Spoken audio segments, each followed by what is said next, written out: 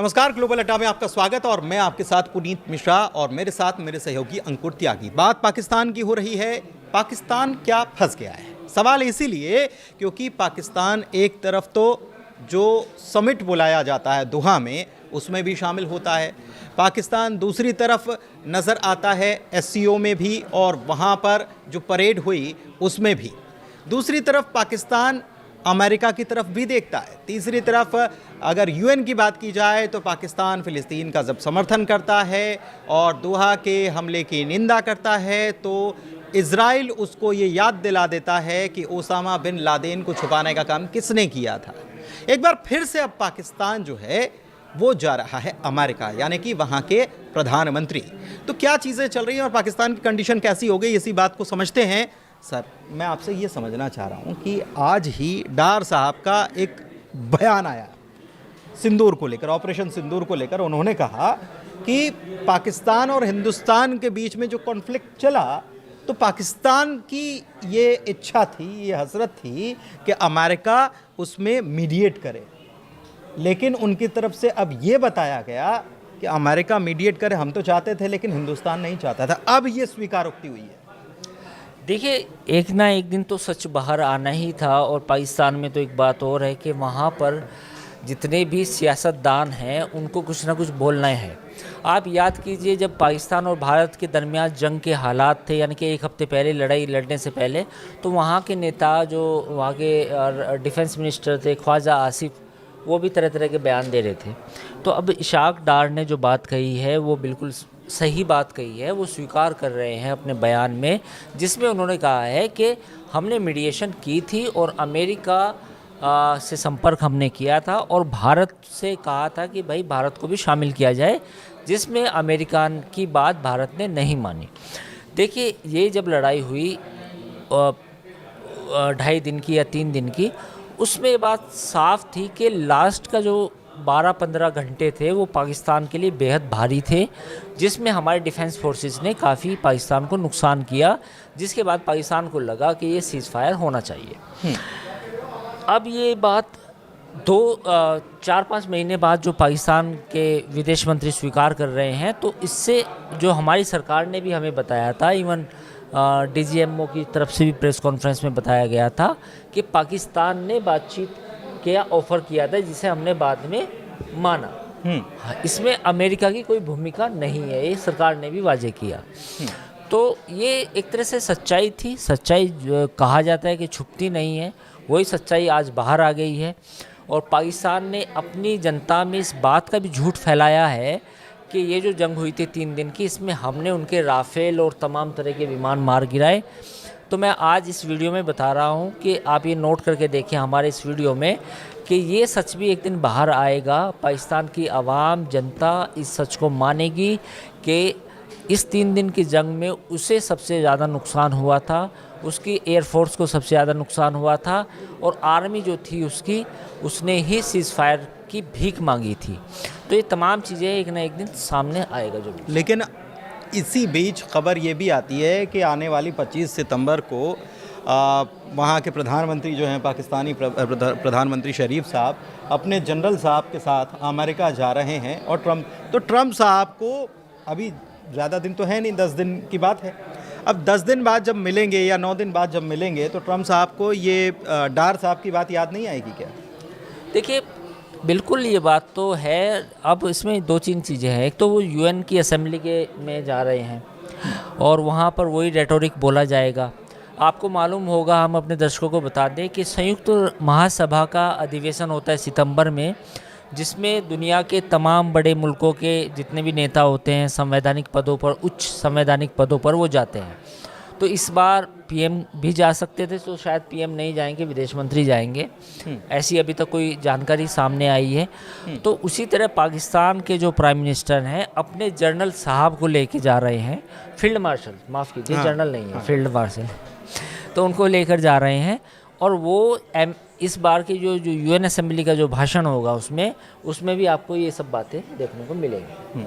नहीं, लेकिन ये जिस तरीके से नोबेल मिल जाए ट्रम्प साहब को, इसकी तरफदारी हो करता सकता है, तो ये तरफदारी हो डार सकता साहब की तो उनका बयान तो मुश्किल पैदा करेगा ना। बिल्कुल मुश्किल पैदा करेगा। आप देखिए ना, इशाक डार ने तो ये कह दिया कि अमेरिका से हमने कहा कि भैया जंग रुकवा दो, और इंडिया ने बात अमेरिका की मानी नहीं, है ना। तो वही है कि नोबेल तो अब नोबेल मिलेगा नहीं मिलेगा बड़ा मसला है, वो एक तो अलग ही टॉपिक है पुनीत। लेकिन बद पिटवारे हो ट्रम्प साहब के। आप ये देखो यूक्रेन वाले युद्ध में क्या हुआ, एक तरह से अमेरिका की बेइज्जती हो रही, बेइज्जती पे बेइज्जती, है ना। तो एक मीम है जो सोशल मीडिया पे चलता है, गजब बेइज्जती है यार। हाँ। तो उसी टाइप से हो रहा है। अब यूक्रेन वाला मसला नहीं सुलझा, भारत पाकिस्तान का युद्ध में आपने माना कि भारत ने आपकी गजा वाला सॉर्ट नहीं करा, गजा वाला आपने मतलब सोल्व नहीं हो पा रहा, वहाँ बुरे हालात हैं। फ्रांस उसमें बेहतर काम कर रहा है, ठीक है। तो अब ये देखिए कि चारों तरफ ट्रम्प को मतलब वैसे दे सकते हैं नोबेल में कोई बुराई नहीं, नोबेल में बुराई नहीं है, लेकिन ये नोबेल की तरफदारी करने वाले जो लोग हैं इनका कौन सा चेहरा अब ये नज़र आ रहा है। क्योंकि मैं ये कह रहा हूँ कि बहुत अच्छे संबंध हैं अमेरिका और इजराइल के। खैर ये जानता है अमेरिका कि पाकिस्तान का क्या करना और कितना उसको पुचकारना है, कितना दुलारना है, लेकिन पाकिस्तान को दो टूक सुना देता है इजराइल वहाँ पर कि आपने लादेन को छुपा कर रखने का काम आपने किया। आप बात करते हो मुझे सिखाओ मत कि दोहा में मुझे क्या करना चाहिए था, तो आप तो ये बताओ मत। तो एक बात ये, दूसरी खबर ये भी आ रही है कि इसी के साथ पाकिस्तान जो है वो इजराइल की आंखों में खटकने लग गया। एक खबर ये भी आ रही है। फिर पाकिस्तान वहाँ चीन भी जा रहा है, वहाँ भी गलबैयाँ कर रहा है। तो ये अभी ट्रम्प के साहब के पास रिपोर्टिंग करने जब जाएंगे तो ये सारी चीज़ें होंगी नहीं होंगी। बिल्कुल ये सारी चीज़ें हैं। अब गर्दन फंस गई क्या? मैं ये पूछना चाह गर्दन रहा तो हूँ। फंसी हुई है। पाकिस्तान हमेशा लेवरेज पे खेलता है, मतलब उसको थोड़ा सा आप स्पेस दो, वहाँ पे कोशिश करता है कि मैं वो स्पेस का इस्तेमाल करूँ।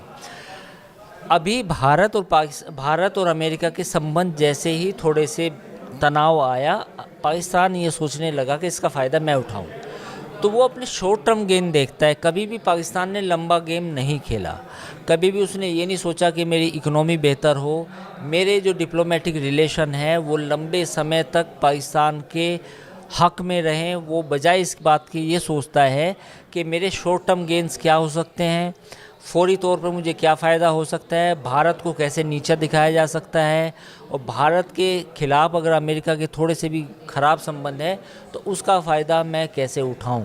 तो पाकिस्तान के जितने भी वहाँ पर हुक्मरान रहे हैं, चाहे प्राइम मिनिस्टर हों या कोई आर्मी के चीफ़ हों, दे ओनली थिंक कि अमेरिका की जेब में से डॉलर कैसे निकाले जाएं, उस डॉलर का इस्तेमाल अपने लिए कैसे किया जाए, मुल्क जाए भाड़ में। अमेरिका के साथ इनके संबंध पिछले 2-3 महीने में ठीक ज़रूर हुए हैं, लेकिन आप सोचिए अमेरिका से कोई फर्दर इन्वेस्टमेंट पाकिस्तान में नहीं आ रहा है।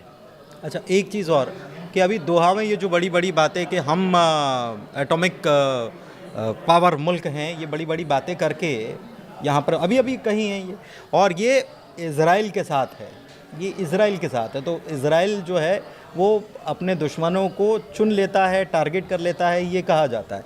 तो ये सारी बातें जब इज़राइल के लिए कि वो इसको ये बता रहे हैं कि हमारे पास न्यूक्लियर हथियार है, और इज़राइल ईरान के साथ जंग इसलिए लड़ रहा है कि वो न्यूक्लियर हथियार ना बना पाए, ये सारी चीज़ें हैं। और इस बीच ये बयान के बाद फिर वापस यूएस जाना, ये नेतन्याहू को भी खटक रहा होगा, नेतन्याहू भी कुछ करेंगे।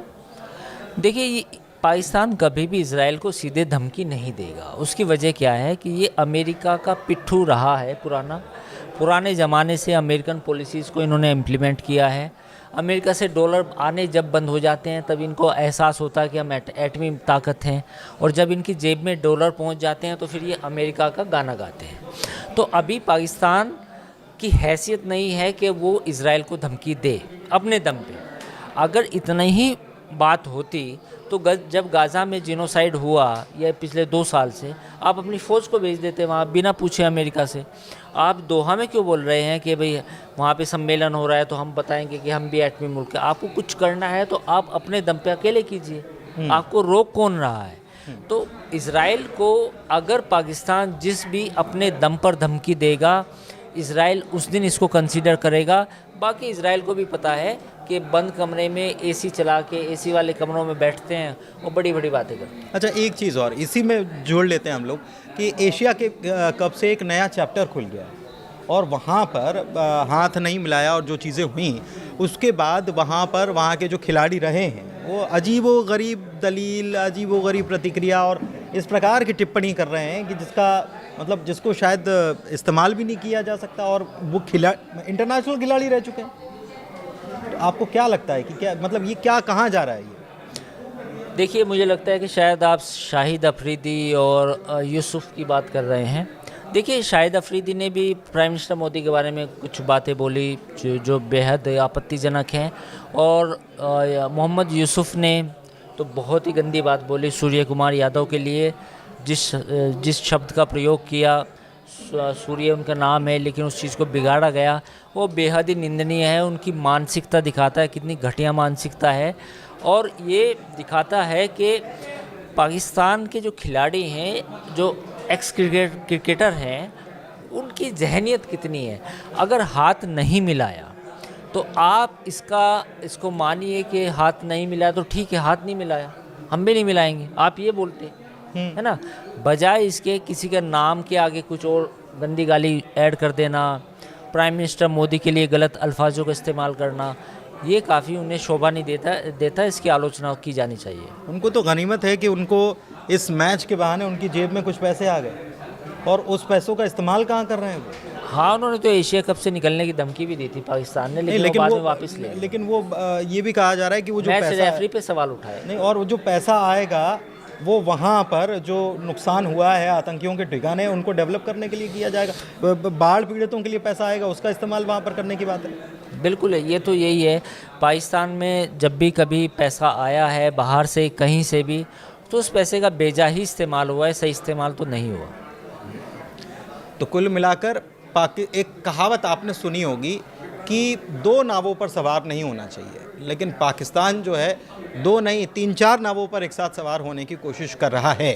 अब उसका अंजाम क्या होगा ये आने वाली 25 तारीख को पता चलेगा, जब वो पहुंचेंगे, डोनाल्ड ट्रंप से अलग मुलाकात करेंगे, और उसके बाद उसके नतीजे कुछ दिन बाद निकलकर सामने आएंगे। तब तक नज़र बनाए रखिए, ग्लोबल अड्डा आपको बाखबर करता रहेगा। बहुत धन्यवाद, नमस्कार।